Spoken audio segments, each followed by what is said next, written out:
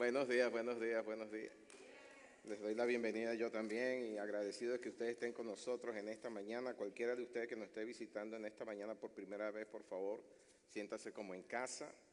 Esta casa fue construida para ustedes, para que ustedes y nosotros podamos juntos disfrutar de la presencia del Señor en esta mañana. Amén. Y como bien dijo la hermana Lorena, estamos orando por que Samantha regrese pronto, ya salga de ese encierro en que su cuerpo la ha obligado a hacerlo, y estamos orando para que también la hermana Marta también pueda, ¿cómo se llama?, tener esa válvula bien insertada y que su corazón sea rejuvenecido, ¿verdad? Para la gloria del Señor. Amén. Muy bien, vamos entonces a pasar directamente a la palabra del Señor. Ya ven un segundito, déjame ponerme los lentes. Hoy las cosas, por lo menos ya hemos tenido señal desde el principio, ya hemos podido poner todo lo que necesitamos poner en la señal, pero ha habido otras cositas ahí, estamos terminando de arreglar todo eso. Entonces, por favor, denme un segundito para volver a ponerme en onda con estas cosas. Y entonces entramos en esta siguiente entrega de la serie Las Cartas de Juan. Amén. ¿Estamos listos allá en la pantalla, allá parte de atrás con las pantallas? Ok. Miren, esta mañana cuando lo estuve practicando, todo estaba bien, todo salió bien. Y ahora que me toca estar con eso, no. Muy bien, entonces vamos directamente, vamos a ponernos de pie y vamos a recitar el lema de la casa, por favor.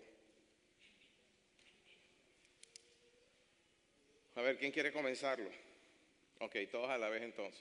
Amo esta palabra me sana, me libera, me afirma, es lámpara a mis pies y lumbrera mi camino, me hace sabio y transforma mi alma, me prepara para reinar con Él. Amo esta palabra. Muy bien, siéntese y abran sus Biblias en Primera de Juan, capítulo 5. Capítulo 5, ya la semana pasada vimos el capítulo 4, hoy nos toca es el capítulo 5, pero ok.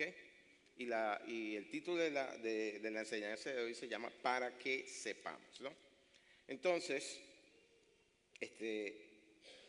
hemos visto en todo lo que estamos viendo, que creo que, ¿cuál es esta? La sexta, la séptima entrega, que todo lo que hemos visto en los primeros 4 capítulos han sido bien reveladores en cuanto a la verdadera doctrina, en cuanto al amor de Dios y el probar todos los espíritus. Y la semana pasada vimos el énfasis en donde nos dice que Dios es amor.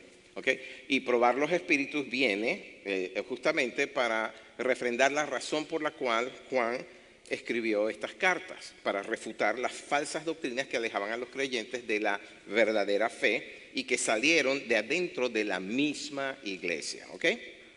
Y eso es a lo que se refería Juan cuando en el capítulo 2 y verso 19 dice que salieron de nosotros porque no eran de nosotros, y los llama en el siguiente versículo los anticristos, ¿ok? Los anticristos. Entonces, vamos a leer desde el versículo 1 del capítulo 5 de Primera de Juan. Acuérdense que es la epístola, no el evangelio, ¿ok? Dice así: todo aquel que cree que Jesús es el Cristo es nacido de Dios, y todo aquel que ama al que engendró, ama también al que ha sido engendrado por él. Ahora, me detengo ahí un momentito, solamente algo que se me está ocurriendo en este momento. Este primer versículo afirma claramente lo que el Señor también afirmó en Juan 13. Juan 13 no, en Mateo 23 creo que es en donde dice que el primer gran mandamiento es ¿cuál? Amar a Dios por sobre todas las cosas, y el segundo, que es igual y semejante, es amar al prójimo como a uno mismo. Si ustedes leen este versículo 1 que está diciendo, que está hablando Juan, es exactamente eso. Todo aquel que cree que Jesús es el Cristo es nacido de Dios, y todo aquel que ama al que engendró también ama al que ha sido engendrado por él. Es decir, amamos a Dios quien nos engendra y amamos a los que Dios engendró. que son nuestros hermanos en Cristo, que son nuestros prójimos, pues, en otro lenguaje, ¿verdad? Verso 2 dice, en esto conocemos que amamos a los hijos de Dios cuando amamos a Dios y guardamos sus mandamientos. Eso tienen que subrayarlo. ¿Cómo sabemos que amamos a Dios? Cuando amamos y cuando guardamos sus mandamientos. Pues, dice el versículo 3, este es el amor a Dios, que guardemos sus mandamientos, y sus mandamientos no son gravosos, es decir, no son pesados, no son difíciles, no son aburridos, no son nada malo. ¿Ok? Verso 4, porque todo lo que es nacido de Dios vence al mundo, y esta es la victoria que ha vencido al mundo, nuestra fe. Verso 5, ¿quién es el que vence al mundo? Sino el que cree que Jesús es el Hijo de Dios. Este es Jesucristo, que vino mediante agua y sangre, no mediante agua solamente, sino mediante agua y sangre. Y el Espíritu es el que da testimonio, porque el Espíritu es la verdad. Porque tres son los que dan testimonio en el cielo, el Padre, el Verbo o el Hijo y el Espíritu Santo. Y estos tres son uno. Tres son los que dan testimonio en la tierra, el Espíritu, el agua y la sangre, y estos tres concuerdan. Verso 9 dice, si recibimos el testimonio de los hombres, mayor es el testimonio de Dios. Es en otras palabras, si nosotros creemos lo que Dios nos dice, más debemos creer lo que Dios nos dice. Si creemos lo que mi hermano me dice, más le debo creer a lo que Dios dice. Amén, eso es lo que está diciendo ahí. Porque este es el testimonio con que Dios ha testificado acerca de su Hijo. ¿A qué se está refiriendo aquí? Si ustedes han leído la Biblia, y creo que sí, se acordarán de que cuando el Señor fue bautizado en el Jordán, hubo una voz en el cielo que dijo y testificó de él, dijo, este es mi Hijo amado en quien tengo complacencia. Después volvió a testificar cuando estaban en el monte de la transfiguración, hagan lo que Él les dice. ¿Se acuerdan de eso? Y después volvió a decirlo cuando el Señor oró, un ratito antes de que fuera crucificado, cuando dice, Señor, glorifica ahora a tu Hijo para que tú también seas glorificado. Y el Señor responde, lo he hecho antes y lo volveré a hacer. Amén, ¿de acuerdo? O sea, el Padre ha siempre testificado de que Jesucristo es su Hijo. ¿Ok? Verso 10 dice, el que cree en el Hijo de Dios tiene el testimonio en sí mismo. ¿A quién se está refiriendo? Al Espíritu Santo. El que no cree a Dios le ha hecho mentiroso porque no ha creído en el testimonio que Dios ha dado acerca de su Hijo, y este es el testimonio, que Dios nos ha dado vida eterna y esta vida está en su Hijo. Verso 12. El que tiene al Hijo tiene la vida. Amén. ¿Usted tiene al Hijo? Tiene la vida. ¿Cuál vida? La vida abundante, la vida eterna, ¿sí? El que no tiene el Hijo de Dios no tiene la vida. Estas cosas os he escrito a vosotros que creéis en el nombre del Hijo de Dios, para que sepáis que tenéis vida eterna y para que creáis en el nombre del Hijo de Dios. Amén, Padre, te damos gracias por tu palabra. Y Padre, en la medida que hemos ido avanzando al estudiar tu palabra, al concentrarnos en ella y dejar que tu Espíritu nos hable, Señor, has ido abriendo nuestros ojos a estas verdades, a estas realidades. Y es que no hay otra vía de salvación sino es por medio de Jesucristo, quien declaró, yo soy la puerta. Nadie puede entrar a tu reino, Señor, si no pasa por la puerta que es Jesús. Y por ello te doy gracias, Señor. Gracias por la revelación que tú nos das al escudriñar, estudiar y exponer también tu palabra como hacemos en esta mañana, en Cristo Jesús. Amén. Entonces pasamos al punto 1, y el punto 1 es amar a Dios es guardar u obedecer sus palabras. Ese es el punto 1 para ustedes que están tomando nota. Amén.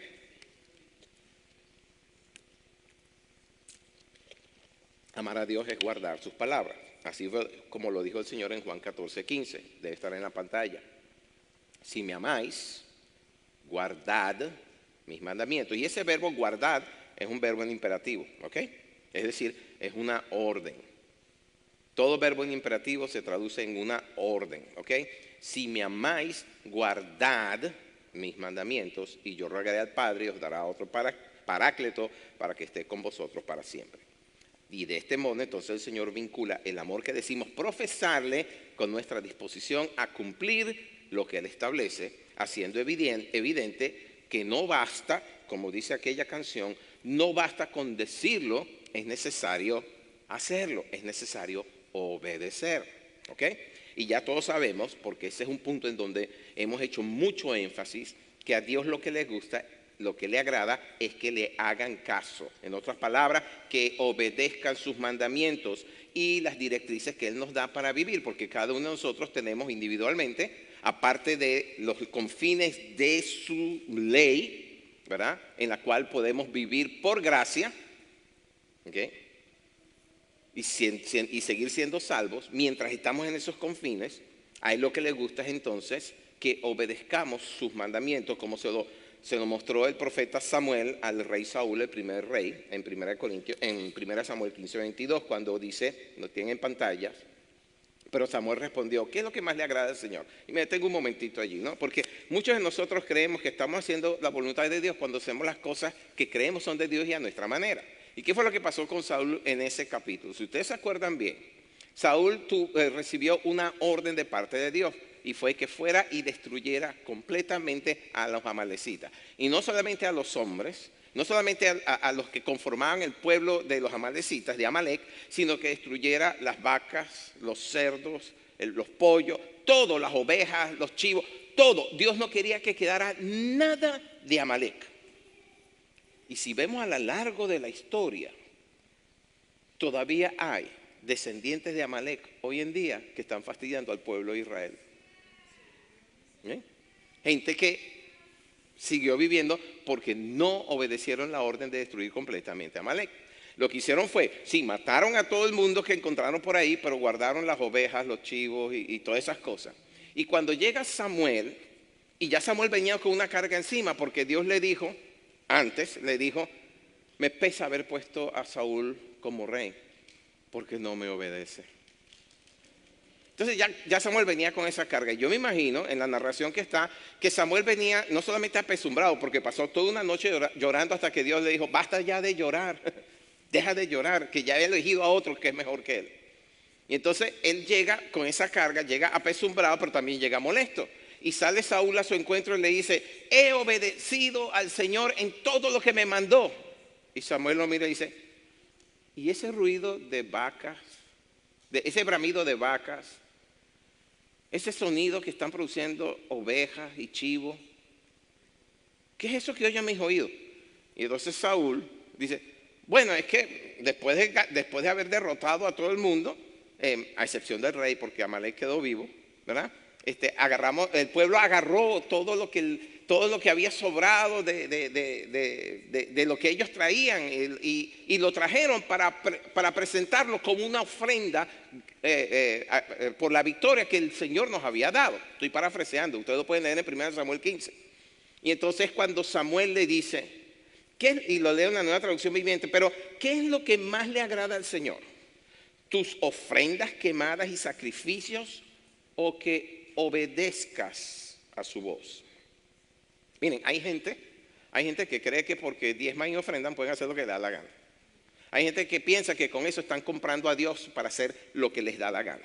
Escucha lo que le dijo Samuel a Saúl. Le dijo, escucha, la obediencia es mejor que el sacrificio y la sumisión es mejor que ofrecer la grasa de carneros.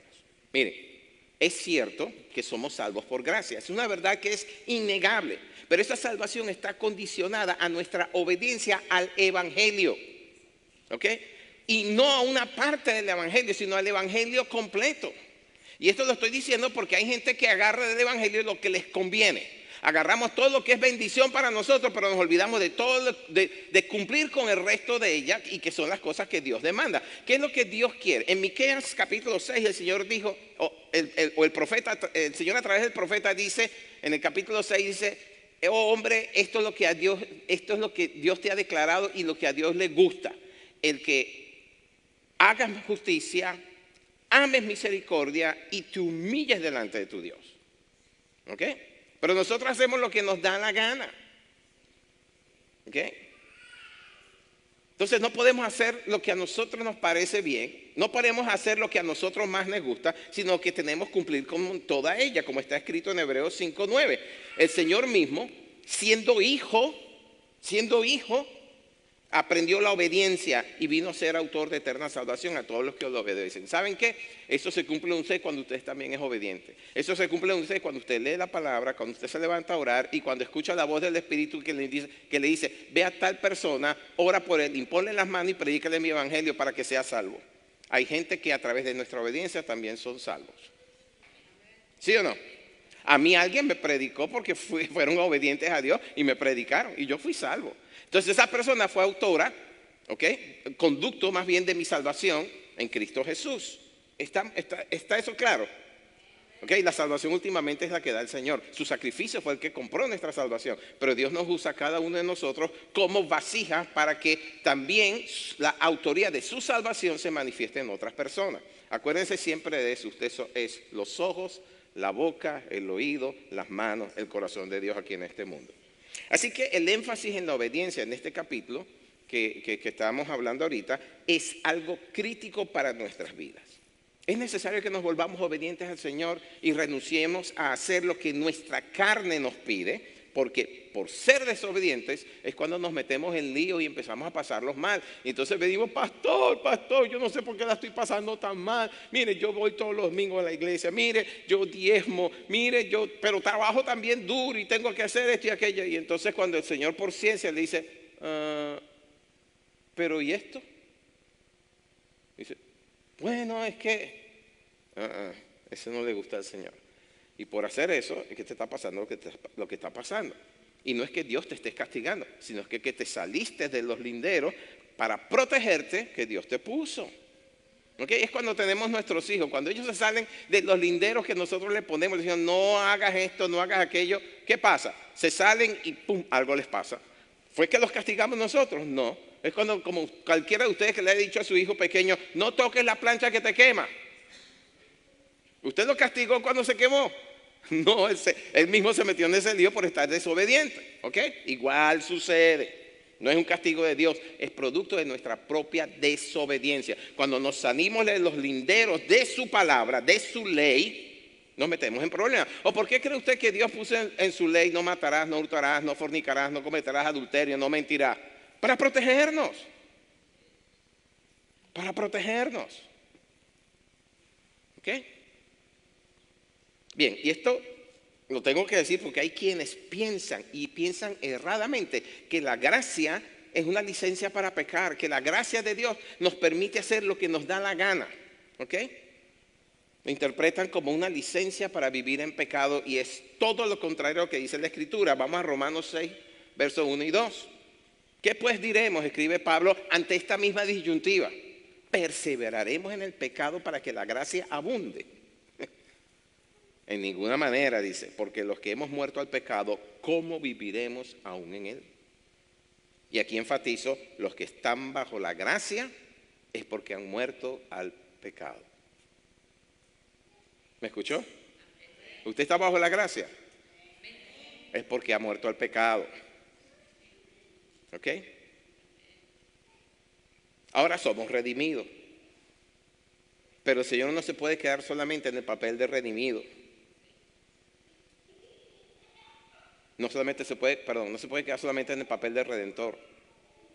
Porque para ser redentor tuvo que ser primero Señor. Así que si Él es su redentor, implica que usted debe establecerlo no solamente como su Salvador, tiene que establecerlo sobre todo como el Señor de su vida. Ustedes saben que llegará el día, y ya se acerca bastante ese día, en que todas las almas que han sido creadas, desde Adán hasta el último ser que nazca en este mundo, y eso incluye aún los que se condenan, aún los que están en el infierno y que serán lanzados al lago de fuego, aún ellos llegará el día en que todos ellos doblarán su rodilla y confesarán que Jesús es el Señor. Ahora, yo pregunto, ¿no? Porque es lógico, pero tengo que hacer la pregunta, ¿qué es mejor? ¿Hacerlo voluntariamente o hacerlo obligado? Claro, porque si tú voluntariamente te humillas delante del Señor y confiesas que Él es el Señor, eres porque eres salvo. ¿Sí? Es porque eres hijo de Dios, es porque eres hija de Dios. Así que si es redentor, se supone que nosotros debemos vivir es bajo su señorío. Y eso nos dice algo importante. ¿Quién es tu Señor? ¿Ok? La Escritura también subraya que el Espíritu Santo en nosotros es la demostración plena del amor de Dios hacia el creyente. El apóstol Pablo en Romanos 5:5 lo expresa con claridad. Dice, el amor de Dios ha sido derramado en nuestros corazones mediante el Espíritu Santo que nos fue dado. Y es esa, su presencia divina en nosotros, lo que nos capacita para amar y obedecer conforme a la voluntad de nuestro Padre Celestial. Si no hubiese estado el Espíritu Santo en nosotros hace tiempo, hubiéramos seguido nuestro camino haciendo lo que antes hacíamos. ¿Sí o no? Ahora, todos nosotros somos testigos de que hemos cambiado. Todos nosotros somos testigos de que lo que antes de Cristo hacíamos ya no lo hacemos. Bueno, la mayoría. Siempre hay quien tropieza un poquito, pero la gracia te da para que te levantes, te sacudas y sigas el camino de la gracia. Amén. Así que mis amados, como está escrito en Hebreos 3, versículos 7 y 8, y lo leemos en la nueva traducción viviente. Por eso el Espíritu Santo dice, cuando oigan hoy su voz, no endurezcan el corazón como lo hicieron los israelitas cuando se rebelaron aquel día que me pusieron a prueba en el desierto. La consecuencia de esa desobediencia en el desierto lo dice en el versículo 11 de ese mismo capítulo, cuando el Señor dice, nunca entraron a su reposo. Es decir, nunca entraron a la salvación de Dios. Ahora, ¿a ustedes les parece buena idea poner a prueba a Dios?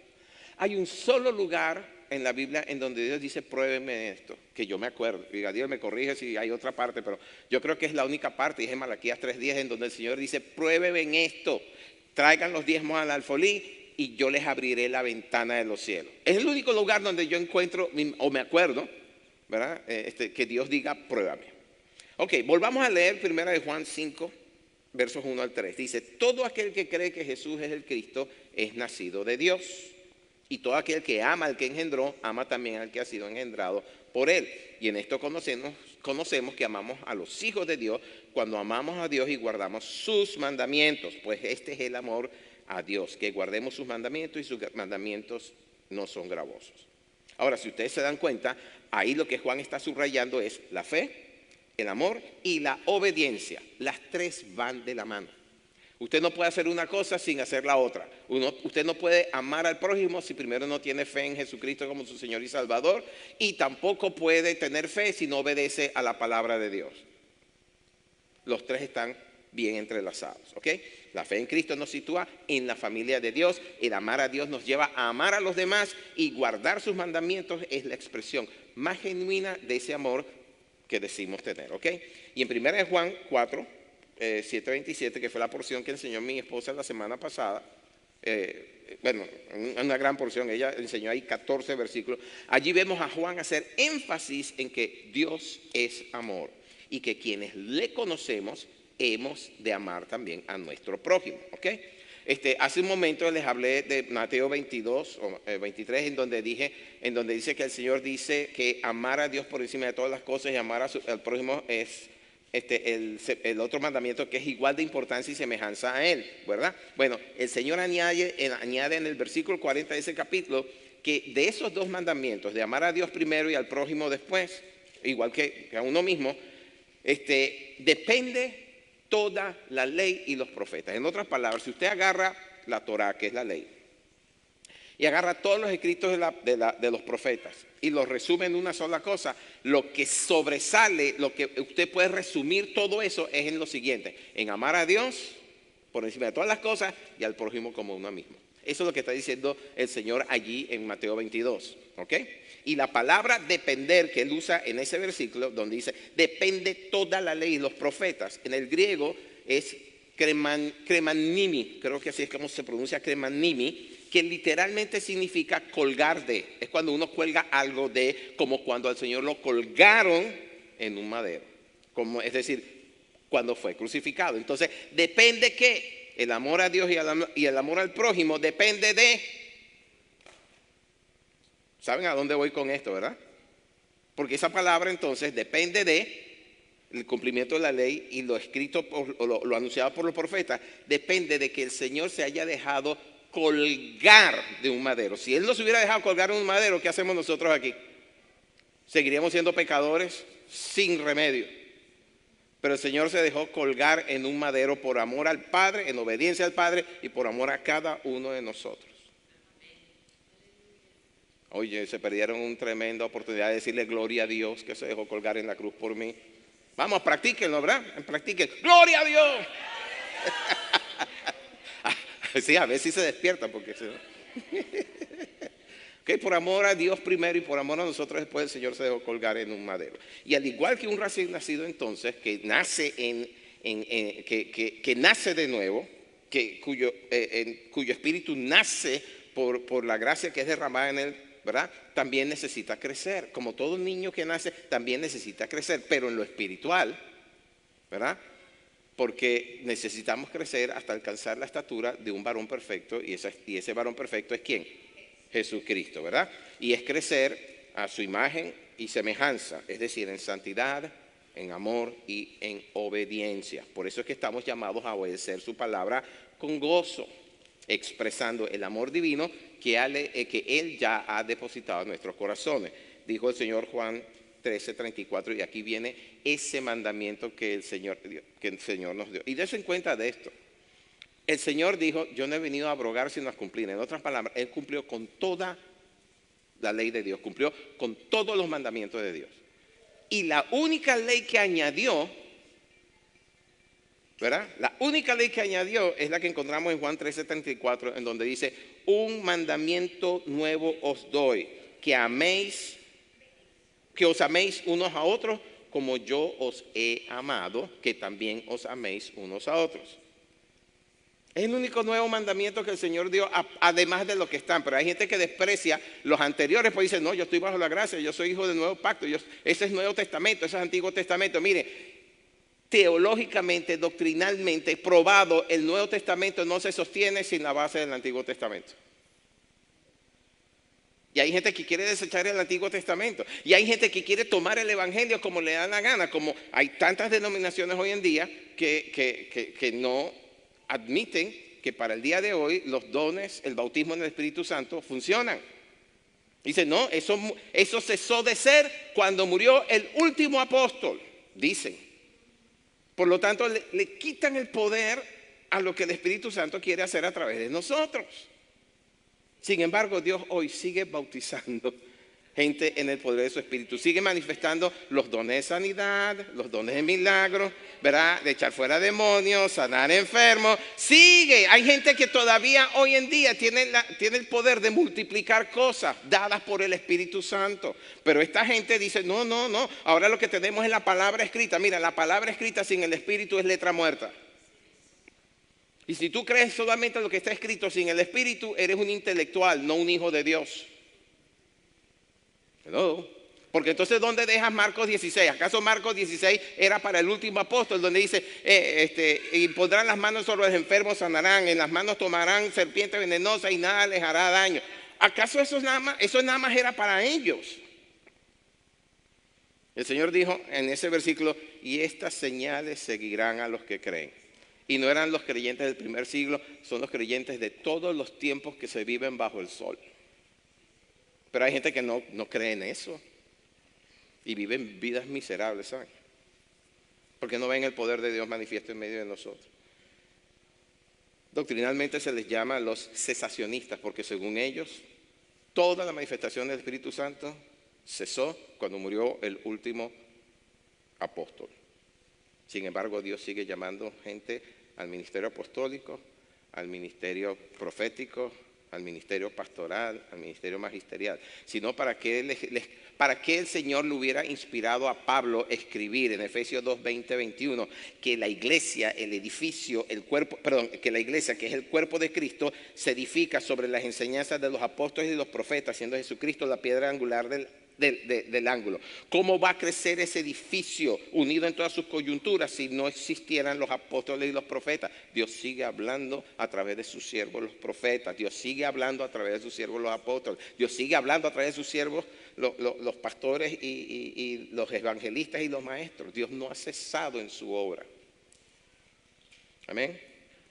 Ahora, usted probablemente igual que yo creció sabiendo o escuchando de Jesucristo. O como lo diría joven en el capítulo 42, de oídas te había oído, pero sin conocerlo realmente. A eso se le llama hoy una religión denominacional. ¿Ok? Y perdón, una religión nominal. Son, por ejemplo, dice, no, bueno, él es evangélico, pero nominalmente. ¿Por qué dicen eso? Bueno, porque él dice creer en el evangelio, pero no la sigue. No, no, no va a la iglesia, no lee la palabra, parece cualquier pagano.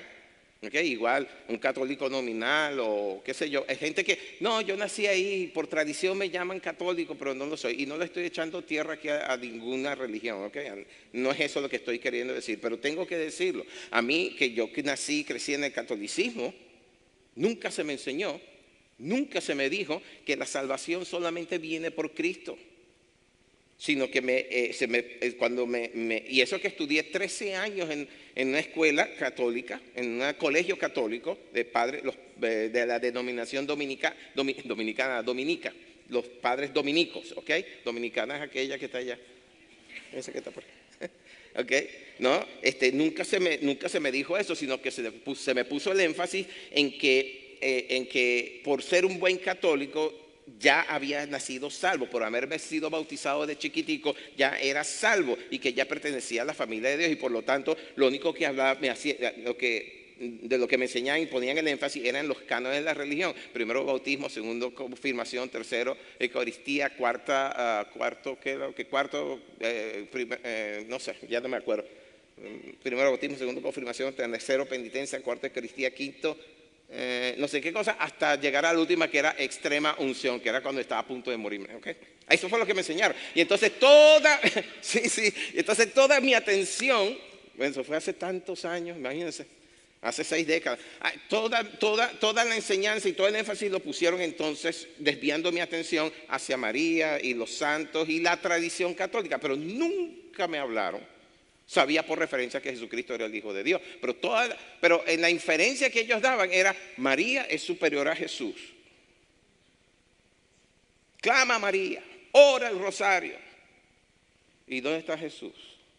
La palabra dice que es el único nombre dado a los hombres bajo los cielos en la cual podamos ser salvos. Amén.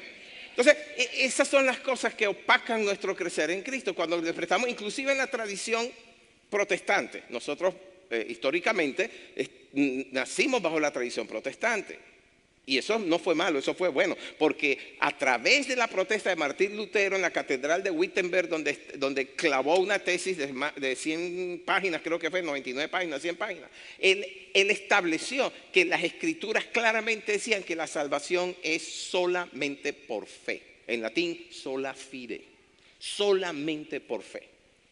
Y entonces ahí empezaron a llamarlo, los que creían esa tesis, los católicos empezaron a llamarlo los protestantes, porque están protestando la tradición católica.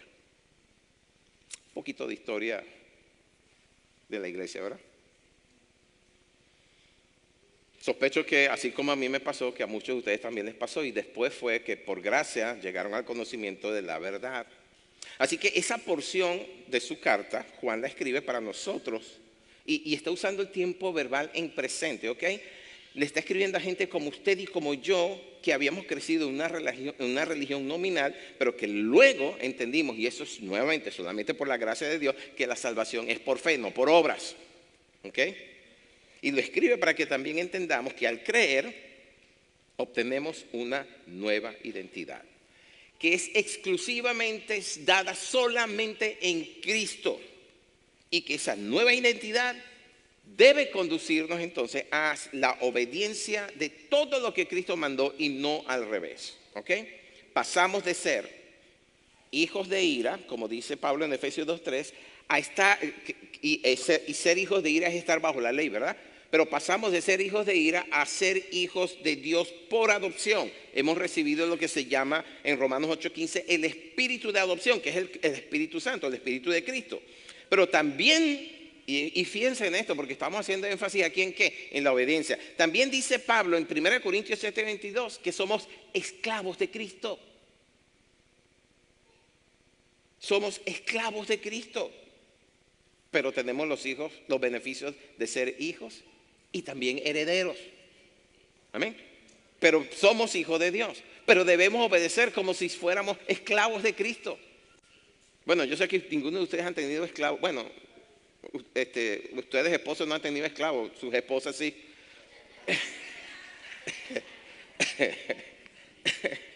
Ok. Ya no estamos, por decir el chiste se me perdió lo que iba a decir. Bueno, ustedes saben lo que es, ustedes saben lo que significa la monarquía, ¿verdad? La monarquía es cuando, o cómo se establecen los monarcas. La monarquía es cuando hay un rey que gobierna sobre una nación, ¿de acuerdo? Entonces, ¿cómo funcionan las monarquías? Bueno, el primogénito es el que siempre hereda el reinado. No lo hereda el segundo hijo, ni el tercer hijo, ni el cuarto, ni el quinto. Es siempre el primer hijo el que hereda el trono. Él pasa a ser rey y el resto de sus hermanos, entonces, aunque tienen el título de príncipe o princesa, pasan a ser sus súbditos. Palabra que también significa sus esclavos. Podrán ser príncipes, pero el rey es aquel.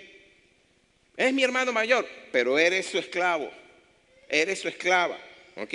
Están bajo el señorío del nuevo monarca. Igual pasa con nosotros. Somos hijos de Dios, pero a la vez somos sus súbditos, es decir, somos los esclavos de Cristo. Ahora, otro aspecto que tenemos que tomar en cuenta en cuanto al nuevo nacimiento espiritual, nacimiento que es producto por la fe que profesamos, y no hay que confundir los frutos con los dones, ¿verdad? No hay que confundirlos. Los frutos del Espíritu ustedes los pueden leer en Gálatas cuando habla de amor, paciencia, paz, benignidad, bondad, mansedumbre, templanza. No hay que confundirlos con los frutos del Espíritu. Una cosa son dones, otra cosa son los frutos. Y tiene que ver con el carácter de Cristo que está siendo formado con nosotros, de los cuales el primer fruto es el amor. Aprendemos a amar. Y mire, para amar hay que saber perdonar también, ¿sabe? Si usted no perdona, usted no sabe amar. Por muy mal que le hayan hecho, si usted no sabe perdonar es porque no ha aprendido a amar. Ahora, cuando esta revelación de Juan 5.3 se asienta en nosotros, es cuando podemos entender claramente que guardar los mandamientos de Dios es amar a Dios y no son gravosos. Encaja perfectamente en nuestro concepto de ser hijos de Dios.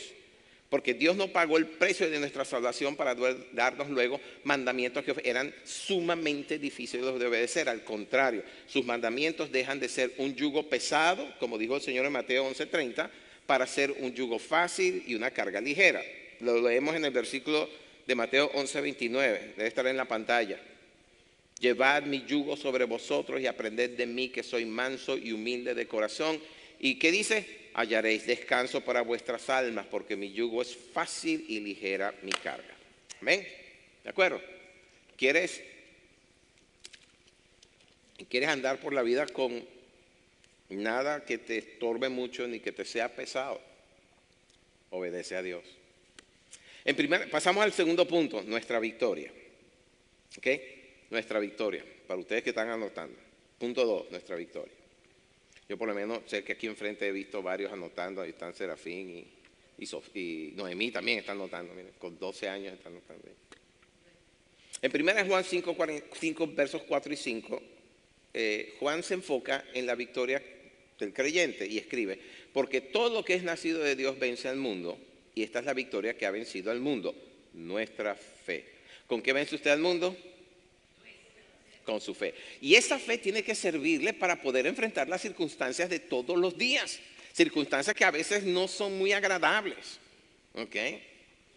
Pero es la única manera de vencer esas circunstancias. Hay un pastor hace muchos años, y yo le escuché decir lo siguiente: la vida se puede enfrentar de tres formas. Pero las circunstancias de la vida se pueden enfrentar de tres maneras. O estás debajo de las circunstancias, es decir, que estás pisado. O estás en medio de la circunstancia, eres jamón del sándwich, o estás por encima de la circunstancia. Para estar encima de la circunstancia se requiere fe. Estará tronando contra ti el ambiente, la atmósfera, estará tronando contra ti la economía o la política o lo que sea, o la vecina de al lado que es una mala encarada. Y sin embargo, puedes vencer todo eso por medio de la fe. ¿Ok? ¿De acuerdo?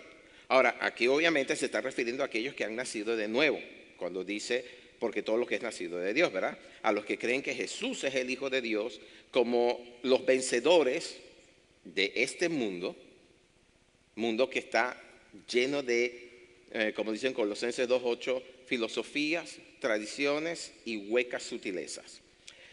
Y hay una palabra que utiliza Juan allí, en 1 Juan 5:45, que es la palabra vencer o vencido, vencedor. Esa palabra vencedor en el griego es bien interesante porque proviene del griego nikao, Nikao, ¿ok? Que significa conquistar, ser victorioso, derrotar. Y de esa misma raíz Nikao es que sale el nombre Nicolás. Si alguno de ustedes de aquí conoce a un Nicolás o se llama Nicolás, ya sabe lo que significa su nombre, vencedor. Ahora, como tal, Nikao aparece en las 7 cartas dirigidas a las 7 iglesias en Apocalipsis 2 y 3. A cada carta el Señor termina diciendo, si venciere, o al que venciere, ¿ok? Al que venciere, que es la palabra ho nikao, en griego, al que venciere, ho nikao. Y entonces le dice, al que venciere le daré la corona de la vida, al que venciere le daré un lugar a mi lado, al que venciere le daré una piedrita blanca, al que venciere, ¿ok?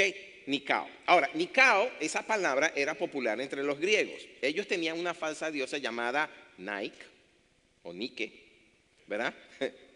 Que es la diosa de la victoria y que según la mitología ayudó a Zeus a batallar contra los titanes. Creo que hay otra pantalla ahí que quiero que la pongas, por favor, pasa adelante. Yo sé que no se va, pasa a la siguiente pantalla, Brian, por favor, la siguiente. No, hay otra en donde hay una imagen. Eso, tal vez no se vea muy bien allí, pero esa es la estatua de la diosa griega Nike. No se ve muy bien. No lo quite. En la esquina, ahí la ven, en la esquina. No se ve. Bueno, hay un altar de 3 piedras, son tres y encima de eso hay una estatua de una diosa que tiene la ala así y entonces viene la señal de Nike. ¿Okay? Esa es la imagen de la diosa Nike o Nike. Sí, ya. No abras la boca tan grande, sí, tranquila. Miren, yo me quedé tranquilo cuando supe estas cosas y mi esposa me dijo, ¿y cuál es tu problema? Si te pones los zapatos Nike, los tienes bajo tus pies. Amén. Dije, amén. Porque ya los iba a botar. Y me dice, están bajo tus pies. ¿Ok? Pero en fin, ella era una falsa diosa. ¿Ok? Y era muy alabada o adorada entre los griegos porque según esa mitología, ella ayudó a Zeus en su batalla contra los titanes. Pero cuando Juan escribe 1 Juan 5, versos 4 y 5, usa 3 veces la palabra Nikao. Dice, porque todo lo que es nacido de Dios, Nikao, es decir, vence al mundo. Y esta es la victoria que ha Nikao vencido al mundo, nuestra fe. ¿Quién es el que Nikao vence al mundo, sino el que cree que Jesús es el Hijo de Dios? 3 veces usa esa palabra. ¿Ok? ¿De acuerdo? Ahí está mi hijo Joel David con esa diosa bajo su pie. ¿Okay? Por consiguiente, nacer de nuevo nos da como resultado la habilidad, la capacidad, el permiso o el acceso a vivir una vida que es sobrenatural. Y usted sabe lo que significa sobrenatural. Es una palabra compuesta. Sobre lo natural. Sobre lo natural. Es decir, vivir por encima de lo natural en este mundo. ¿Ok? Estar por encima de las leyes naturales que gobiernan a este mundo. Y estar por encima es siempre ser vencedor, ¿de acuerdo? Es ser siempre Nikao. En este mundo comenzamos siendo, cuando fue construido este mundo, cuando fue creado este mundo por Dios, comenzó siendo sobrenatural. Todo lo que hacía Adán era sobrenatural hasta el momento en que cayó. Entonces cayó de lo sobrenatural a lo natural, en donde tenemos principio y fin. Es decir, caímos de la inmortalidad hacia la mortalidad. ¿De acuerdo? Pero ahora tenemos la capacidad de vivir la vida sobrenatural, tal cual lo vivió el Señor Jesucristo durante su tiempo terrenal. Si usted lo ve en el Evangelio, la vida de nuestro Señor Jesucristo fue marcado por lo sobrenatural. Transformó el agua en vino, sanó a los leprosos, resucitó a los muertos, multiplicó los panes y los peces, hasta sanó a la suegra de Pedro. Eso es ser sobrenatural. ¿Ok? Igual los apóstoles del primer siglo, ellos hicieron lo mismo. Ellos vivieron una vida sobrenatural. Pablo resucitó gente, Pedro resucitó a Dorcas. A Pablo lo apedrearon y casi que fue como una resurrección porque lo dejaron por muerto de tantas heridas que recibió. Es decir, ellos vivieron vidas sobrenaturales. ¿Le puedo decir algo a cada uno de ustedes? No me lo tomen a mal, pero es que nosotros, me incluyo, fuimos creados para vivir vidas sobrenaturales y no solamente vidas naturales. Fuimos creados para mostrar la gloria de Dios. Si usted la analiza, usted es una vasija. Ahora que ha sido salvo, ahora que ha sido lavado por la sangre del Cordero, ahora que tiene la unción del Espíritu Santo en usted para ser un portador de su gloria. Y es en la gloria de Dios donde se manifiesta la vida sobrenatural. Donde usted entra, cuando la gloria está sobre usted, al local, al recinto donde usted se manifieste, cambia la atmósfera. Tiene que cambiar, ¿verdad? Si usted ha nacido del Espíritu, el Espíritu nos da esa capacidad de vivir sobrenaturalmente, de vivir por encima de lo natural. Miren, se lo voy a dar a manera de testimonio. Mi esposa y yo ya lo vivimos porque es natural en nosotros. Pero hace muchos años, esta fue la primera vez que me pasó, ¿no? Era cuando, creo que se fue por ahí, por el 2000, no me acuerdo si fue por el 2009, por el 2011. Pero teníamos oración los martes, allá en el cuarto que está aquí arriba, subiendo aquí, pero hacia allá, ¿no? Era donde está la parte, por donde uno entra al gimnasio es la parte de arriba. Yo sé que ustedes no saben cómo es eso. Pero había un salón enfrente y ahí estábamos. Y esa noche me acuerdo, ¿cómo que se llama Alejandro que se fue para México? García, Alejandro García. Alejandro García, él estaba entre nosotros. Y estábamos orando, y yo le estaba hablando, diciendo algo, pero había un tronar tan fuerte allá afuera. Y en ese momento yo dije, en el nombre de Jesús, calla, te enmudeces y te alejas de este territorio. Al siguiente minuto, cayó todo. Y delante del Señor Jesús no miento. Al final, para poder dar un testimonio, pastor, le digo, sí. Y me dice, cuando usted dijo eso, yo vi un ángel que descendió y le puso una capa roja. Y yo le pregunté, Señor, ¿por qué una capa roja? Y el Señor dijo, porque yo le he dado la autoridad. Amén. Delante del Señor no miento. Y desde entonces, mi esposa y yo, ¿verdad?, le ordenamos a los elementos que no pase nada. Fue el viernes en la noche, mi amor. El viernes en la noche, la última vez que usamos de esa autoridad, o el jueves en la noche, estábamos en un tornado watch, había amenaza de tornado. Como a las 9, mi esposa, mira, amenaza de tornado, le tomé la mano y entre los dijimos, en el nombre de Cristo Jesús, atamos tu furia, no vas a hacer daño y nos dejamos dormir.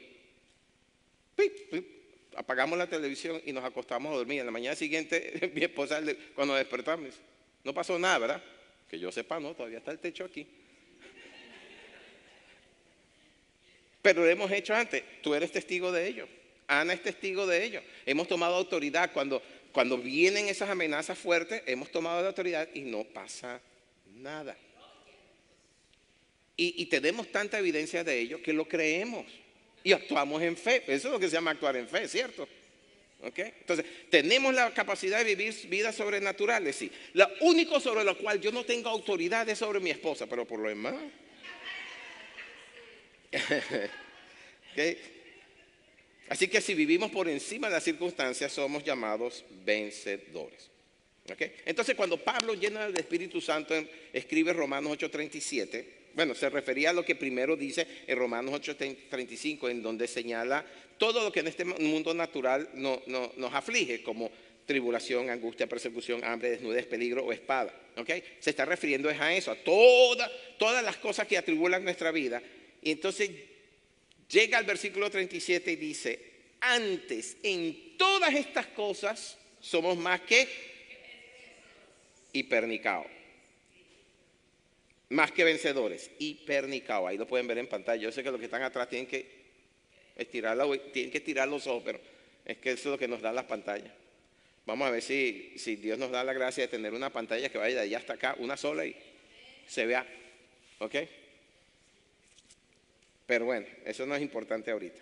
Antes en todas estas cosas somos más que hipernicao.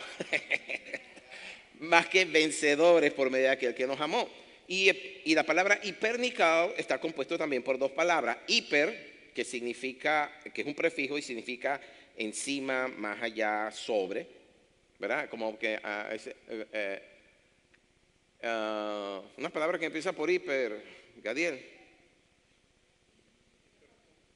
¿Y qué? Ah, bueno. Ah, bueno, hiperinflación, sí, es correcto. Hipertensión. Ok. Hiper quiere decir que es superior, es mayor, está por encima de. ¿Ok? Y Nicao es vencedor. Por eso que Pablo puede escribir entonces en Romanos 8:37 la palabra hipernicao. Por encima de todas estas cosas somos ¿qué? Más que vencedores. ¿Ya acuerdo? ¿Ok? Así que tu fe en Dios reproduce la victoria de Cristo a través de tu vida. Hello.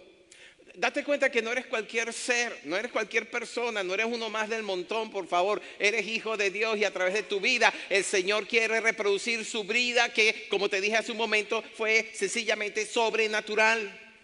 Fuiste llamado a vivir sobrenaturalmente para que reproduzcas entonces la victoria de Cristo a través de tu vida. Por esa es la razón que Juan puede decir, y esta es la victoria que ha vencido al mundo, nuestra fe. ¿Ok? Y por si esto no fuera lo bastante claro, añade en el siguiente versículo, el 5, ¿quién es el que vence al mundo sino el que cree que Jesús es el Hijo de Dios? O sea, en otras palabras, en el momento en que tú pones tu fe en Cristo Jesús, ya eres declarado más que vencedor. ¿Por qué? Porque en el momento en que crees que Jesucristo es el Hijo de Dios y que vino a este mundo y caminó en medio de ella haciendo todo lo que hizo y desbaratando todas las obras del diablo, que murió en una cruz por amor a ti, derramó su sangre, derramó su vida, y derramar su sangre es la única forma de que tengamos redención de pecado, y se dejó colgar en esa cruz para 3 días después resucitar. En el momento que tú crees eso y dices, Señor, perdóname, yo he sido pecador, he sido incrédulo, pero ahora creo en ti, en ese momento vas a ser más que vencedor. Más que vencedor. ¿Me entiendes? Más que vencedor, más que vencedora.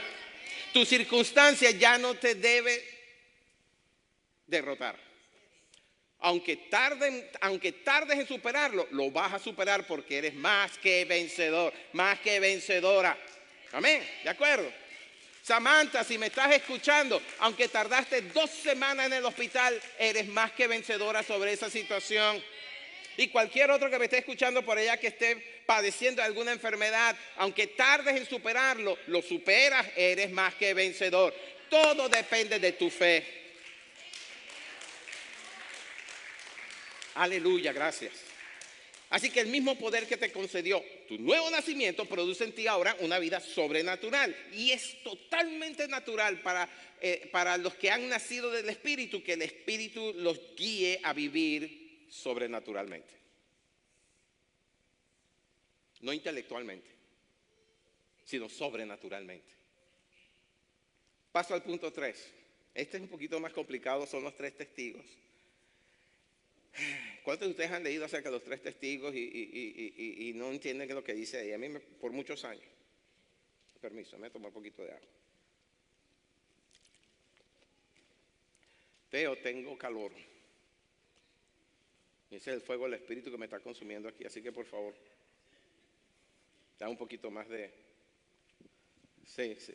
Bueno, a ver. Primero Juan 5, 6, 9, Juan escribió lo siguiente. Este es Jesucristo que vino mediante agua y sangre. No mediante agua solamente, sino mediante agua y sangre. Y el Espíritu es el que da testimonio, porque el Espíritu es la verdad. Porque 3 son los que dan testimonio en el cielo. El Padre, el Hijo o el Verbo y el Espíritu Santo. Y estos 3 son uno. Y 3 son los que dan testimonio en la tierra. El Espíritu, el agua y la sangre. Y estos 3 concuerdan. Ahora, han habido muchas y diversas interpretaciones sobre lo que significa el agua, la sangre y el espíritu. Y cuando dice espíritu, lo pone en mayúscula, refiriéndose al Espíritu Santo. Pero 2 cosas quedan claras en este pasaje, que los 3, el espíritu, el agua y la sangre, están de acuerdo en su testimonio acerca de Jesús, y el testimonio de esta Trinidad es mayor que el testimonio de los hombres. ¿Cuál es el testimonio acerca de Jesús? Su bautismo en agua, el agua, ¿verdad? Su sangre derramada. Pero también en el momento de su bautismo en agua, perdón, me salté eso, que el Espíritu descendió sobre él en forma de paloma. Los 3 testificaron de él. Amén. ¿De acuerdo? Y el testimonio del Espíritu, el agua y la sangre es mayor que el testimonio de los hombres. De hecho, está escrito en hebreo que la sangre de Jesús clama con mucho mayor fuerza y volumen que la sangre de Abel, que fue el primer justo en ser muerto. Pues. Y esto concuerda con la escritura que nos da el Señor en Deuteronomio capítulo 19, en donde pone la parte de que nadie puede condenar a una persona a menos que haya otros testigos. Lo leemos, 19:15. No se tomará en cuenta a un solo testigo contra ninguno en cualquier delito ni en cualquier pecado en relación con cualquiera de las ofensas cometidas. Solo por el testimonio de 2 o 3 testigos se mantendrá la acusación. Y el énfasis que hace Juan es que hay 3 testigos aquí en la tierra que testifican de la veracidad de Cristo Jesús. Porque así como pueden testificar de la culpabilidad, también pueden testificar de la inocencia. ¿Sí? ¿Ok?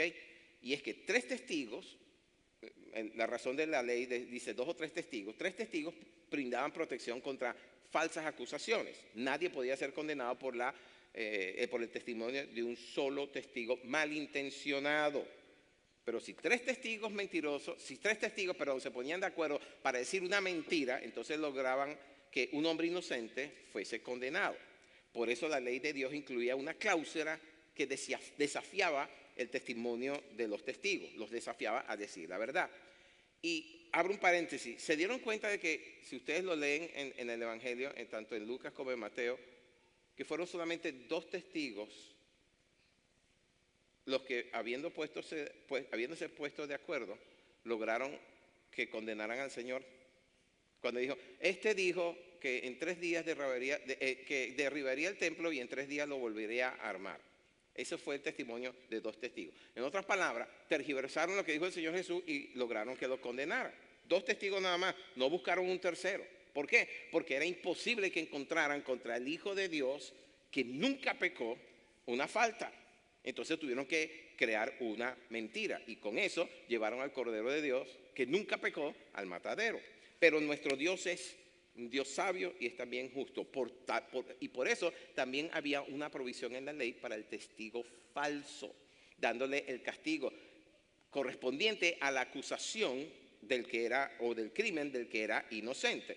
Versículo 16 al 19 de ese mismo capítulo dice: y los jueces inquirirán bien, y si aquel testigo resultare falso y hubiera acusado falsamente a su hermano, entonces haréis a él como él pensó hacer a su hermano, y quitarás el mal de en medio de ti. Eso no fue lo que pasó en el juicio del Señor.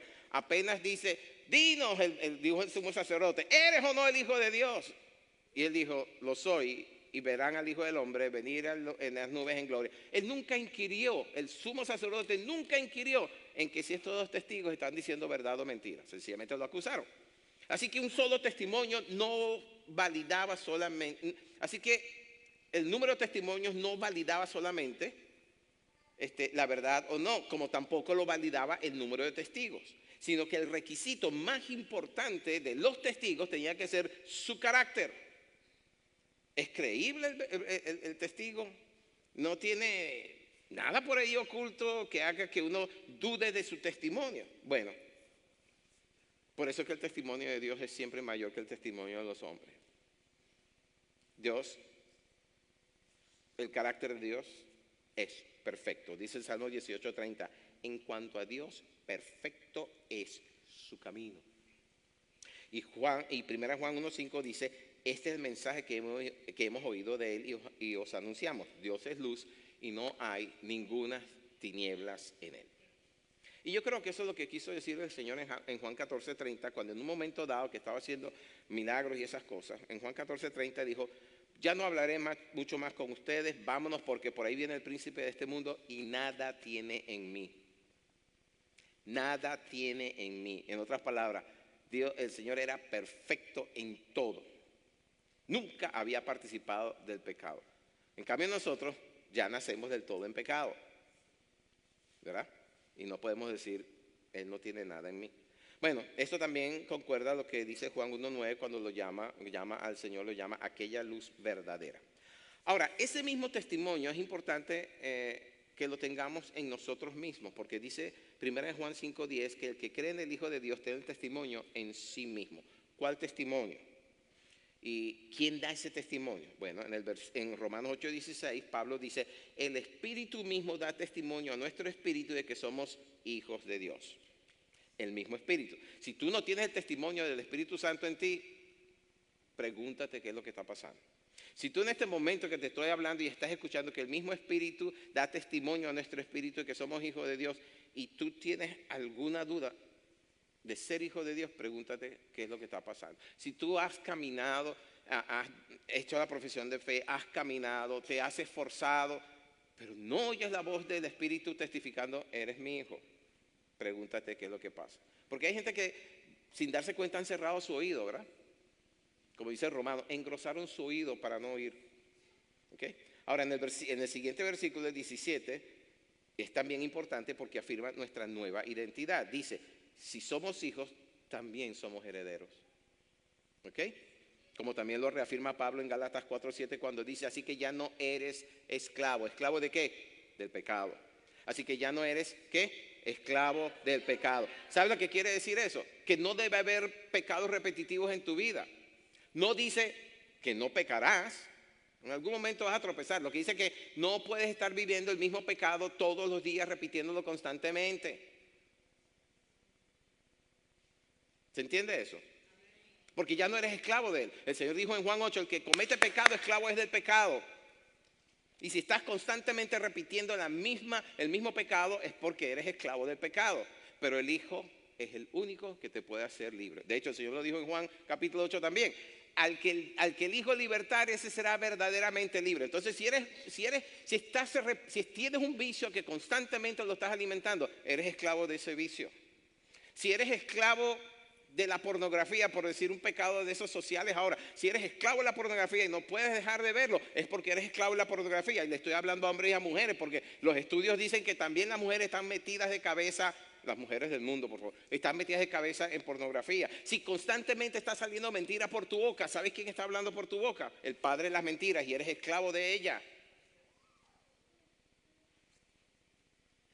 Pero si el Espíritu de Dios está en ti, es porque el Hijo te hizo verdaderamente libre y no tienes por qué vivir ciclos repetitivos de pecado.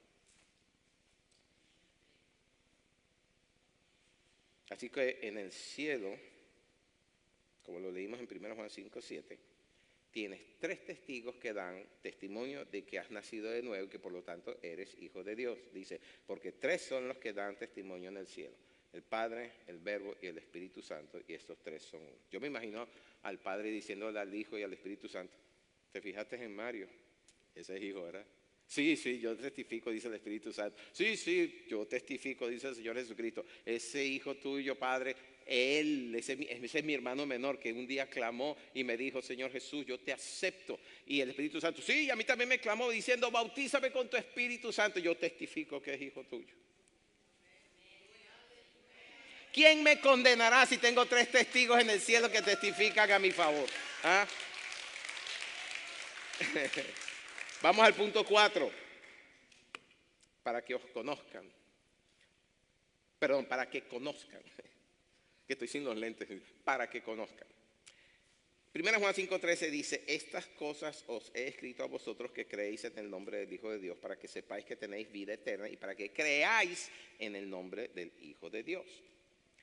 Cuando Juan escribe el Evangelio, él escribe el Evangelio para que crean en el Hijo de Dios. Pero en estas cartas, en sus epístolas, anhela que tengamos una plena seguridad de salvación, pues nos deja saber que es posible tener la vida eterna y aún así tener dudas. ¿Ok? Y mi experiencia me dice que así pasa en el proceso de crecer y estar firmado en Cristo. Muchas veces nos asaltan las dudas. Inclusive de nuestra nueva identidad en Cristo. Porque hay un acusador, ¿verdad? Que viene y te sopla al oído cosas que no son verdad. Y que porque si cometes un pequeño error y dices, ay, ahora sí la regaste, ya no tienes salvación. Que yo sepa, hay un solo pecado que no nos permite tener la salvación. Y es el pecado de muerte que Juan habla también en su carta. Dice, por ese pecado no digo que se ore, que creo yo es la blasfemia del Espíritu Santo. Lo dijo el Señor en el Evangelio. Dice, cualquier blasfemia en contra del Hijo del Hombre le será perdonado, pero cualquiera que blasfeme contra el Espíritu Santo, ni en este siglo ni en el venidero le será perdonado. Entonces yo creo que ese es el pecado que dice Juan, es de muerte, y que no sé, si ya blasfemó el Espíritu Santo, no tiene remedio y no hay que orar por eso. Pero en esta carta, entonces, él lo que está hablando es que nosotros podemos tener ciertas dudas acerca de muchas cosas en el Señor, pero él anhela, cuando escribe esta carta, que tengamos plena seguridad de salvación. Por eso es que dice, estas cosas os he escrito para que creáis, y para que sepáis. Amén. Y es por eso que entonces a lo largo de esta carta él presenta diversas pruebas que giran en torno a tres temas principales, que son la fe, la obediencia y el amor. Ahora, el que es obediente a la palabra no debe tener dudas, porque si tú vives obediente a la palabra, lo que te está lloviendo todos los días es bendición tras bendición, tras bendición, tras bendición. ¿Sí? Amén. Eso no quiere decir que no tengas pruebas, sino lo que quiere decir es que cuando vengan las pruebas las vas a superar. Sin temor alguno. Dice, bueno, si el Señor Jesús pasó por las pruebas que pasó y dio su vida por mí, ¿quién soy yo para no pasar por las pruebas? Si Pablo, que estuvo en tantos ayunos, lo que lo tuvieron que descolgar por la pared de una ciudad para que huyera, si lo apedrearon, si lo escupieron, si lo persiguieron, si naufragó, ¡ay! ¿Cuántas cosas no pasó Pablo por amor a Cristo Jesús? Si eso le pasó a él, ¿quiénes somos nosotros para decir, a mí no me debe de pasar esto? ¿Verdad? Hay veces que Dios permite ciertas pruebas para fortalecer nuestro carácter en Él, fortalecer nuestra prueba en Él, y para que se nos cuelgue una medalla cuando superamos la prueba. Porque prueba superada es un galardón en el cielo para usted, sépalo. Así que cuando esté en medio de una prueba que no es producto de un pecado, que no es producto de ninguna cosa, sino que hay cosas en la vida, oye, agarré la derecha en vez de la izquierda y choqué el carro, por ejemplo. Cuando vienen pruebas como esa, o qué sé yo, cosas similares, no culpe a Dios. Pero cuando lo supere, dele gloria a Dios, porque prueba superada es un galardón. Amén. Quienes creen que Jesús es el Hijo de Dios, entonces procuran que obedecer. Obedecen la palabra de Dios y aman a los demás y viven seguros de que tienen la vida eterna. Así que el objetivo de esta carta, de esta epístola, no se limita solamente a que tengamos la vida eterna, sino que sepamos con certeza de que la poseemos. Y la palabra sabemos que usa Juan en este capítulo 5, en griego viene la palabra, en el griego moderno se pronuncia como ida, en el griego clásico se pronuncia como oida, O-I-D-A, debe estar en la pantalla. Pero cuando inicia el capítulo 2, cuando inicia este capítulo 5, en el verso 2 usa otra palabra que es conocemos, que para el castellano normal se parece mucho a sabemos, conocemos, sabemos, pero no es así en el griego. Hay una diferencia entre conocemos, que es ginosco, y oída, que es sabemos. En el español, sabemos y conocemos parecen símiles, pero en el griego no lo son. Ginosco se refiere a un conocimiento adquirido progresivamente. Se usa cuando se llega a conocer algo, cuando pasa el tiempo o a través de la experiencia que se tiene con ese algo. Oida, en cambio, o ida, como también se pronuncia en el griego koiné, expresa un conocimiento pleno e inmediato como algo que ya se ha comprendido completamente. Es el resultado de haber visto y entendido de manera completa. Ahora, perdónenme que me meta por un momento con la numerología bíblica, pero es algo que no puedo evitar. Cuando yo leo textos y cosas y vienen números, inmediatamente es como que si me saltaran así y empiezo a hacer las conexiones numéricas que tiene la palabra. Cuando hablo entonces de conocimiento pleno, ¿a qué le recuerda la palabra pleno o plenitud? Hablando de números. Al número 7, ¿verdad? 7 es símbolo de plenitud, de lo que está completo, de lo que está saciado. Bueno, pleno o plenitud es ida o oída. Y eso nos recuerda entonces al número 7. ¿Se acuerdan entonces? Sí se acuerdan. Me dijeron pleno, plenitud, completitud. Pero cuando Juan dice sepáis, que es un verbo subjuntivo, segunda persona del plural, de sabemos, Yo sé, nosotros sabemos, vosotros sabéis, en plural, segunda persona en plural, vosotros sabéis, ¿ok? Y que se traduce como oida, se refiere a la fe que no da cabida alguna a la duda. Es una certeza que nada puede destruir. Y entonces, en ese capítulo 5, 6 veces aparece el número oida y una vez aparece la palabra, 6 veces aparece la palabra oida y una vez aparece la palabra ginosco. Eso da 7, ¿verdad? Y aparece en el capítulo 5. ¿Qué significa el 5? Estamos viviendo la plenitud del 5. Estamos viviendo ¿qué? La mega gracia en este tiempo, ¿ok? Entonces, 6 veces aparece la palabra oida. Y 6 veces, y 6 es el número de ¿quién? De hombre. El hombre fue creado en el 6º día y lamentablemente también la serpiente. Pero voy a usar lo siguiente, la palabra insinúa. Dice, todo esto lo que nos está insinuando es que como seres humanos, el 6, ¿verdad? Podemos tener esta certeza de salvación y eso es por gracia, capítulo 5. Así que es por pura gracia que sabemos que tenemos salvación y vida eterna por la fe en Jesucristo. Creo que no hice una buena conexión con los números, pero 7 veces aparece la palabra sabemos, 6 veces oída más una ginosco, sabemos, conocemos, son 7 veces que Pablo usa esa palabra en ese capítulo 5, ¿verdad? Y entonces esas conexiones necesitamos siempre tenerlas presentes. Y es que, hermanos, miren, todavía me quedan unos minutos. El cristianismo no es religioso, sino revelatorio.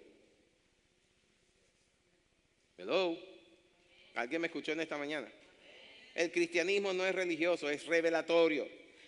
Y es una vida que debe estar marcado por las certezas que proceden de una fe que salva. Amén. Por lo tanto, el que es verdaderamente hijo de Dios puede tener absoluta confianza de que sus pecados, pasados, presentes y aún futuros, ya fueron pagados en la cruz del Calvario. Y por lo tanto, tenemos vida, la vida de Dios en nosotros, porque como dice 1 Juan 3:9, tenemos la simiente de Dios que permanece en nosotros. Espiritualmente el ADN de Dios ha sido insertado en nuestro ADN cuando nacimos de nuevo. Amén. Y la simiente de Dios es eterna. La simiente de Dios es vida y vida abundante. No muere. Por consiguiente, entonces, tenemos vida eterna en nosotros por esa simiente de Dios que es injertada en nuestro ADN espiritual por la fe en Cristo Jesús. Ahora, sin la certeza, sin la convicción de que esa vida permanece en nosotros, definitivamente no podemos disfrutarla ni vivirla plenamente. Yo espero que usted hoy salga con esa certeza en su corazón. Yo soy hijo de Dios, yo soy hija de Dios, tengo la vida eterna y soy más que vencedor por medio de aquel que me amó. ¿Ok? Y cierro entonces con esta pregunta. No necesitan contestarla como yo, no tiene que ser eso. Pero es una pregunta importante. ¿A cuántos de ustedes hoy, actualmente, les asalta la inseguridad de que si murieran esta noche, abrirían los ojos en el cielo? ¿Hay alguno que tenga duda de eso? Sean honestos, es una pregunta importante. Si usted muere esta noche, ¿usted está seguro de abrir los ojos en el cielo? Okay. ¿Quién no? ¿Quién no tiene esa seguridad? ¿Quién está dudando en este momento de eso? Aquí sí le voy a pedir, levante la mano si usted tiene esa duda, porque yo quiero orar por usted. Yo quiero que esa certeza, mejor dicho, yo quiero que esa duda desaparezca de su vida y que la certeza de que usted es un hijo y una hija de Dios se manifieste en usted, para que entonces la palabra de Dios se cumpla en su vida. El hijo sí permanece en casa. ¿Hay alguien que tenga dudas ahorita de si es salvo o no? Seguro, mire, esto es una puerta abierta que...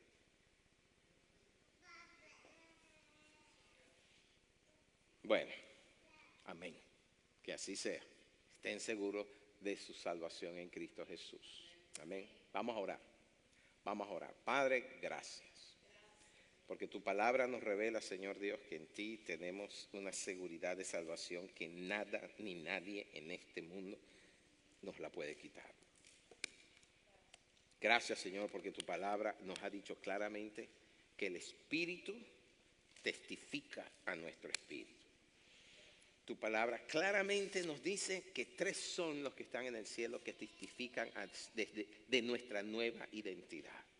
Somos hijos de Dios, somos hijas de Dios, somos herederos de Dios por medio de Cristo Jesús. Herederas de Dios por medio de Cristo. Y por lo tanto, Señor, la conclusión es que somos más que vencedores por medio de aquel que nos amó. Y Señor, te doy gracias por eso. Y oro, Señor, que así como pasan los días, pasan los meses, pasan los años, mientras tú no vengas por nosotros o individualmente a cada uno de nosotros, esta certeza se haga cada día más real, más patente, más fortalecido en nosotros, de tal manera que como hijos de Dios andemos, Señor, en medio de este mundo de tinieblas con la cabeza en alta, para que tu luz a través de nosotros brille y podamos testificarle que esa luz que ven en nosotros es la luz de Cristo, que nos amó y nos hizo salvos por gracia a través de su sacrificio. Señor, que nosotros podamos ser portadores de esa gracia y portadores de esa gloria para repartirlo a otros, Señor. Porque yo sé que tu gloria no escasea, tu gloria no es sin fin, y que mientras más lo repartamos, más se multiplica en nosotros. Y te alabo por la vida de cada uno de los que estamos aquí. Te doy gracias. Gracias, Señor Dios. Gracias porque tu palabra es viva y eficaz. Gracias porque tu Espíritu, Señor, abre nuestros ojos, abre nuestro entendimiento y nos revela estas cosas. Y entonces podemos vivir por los preceptos de tu palabra, Señor. Yo bendigo a cada uno de los que están aquí.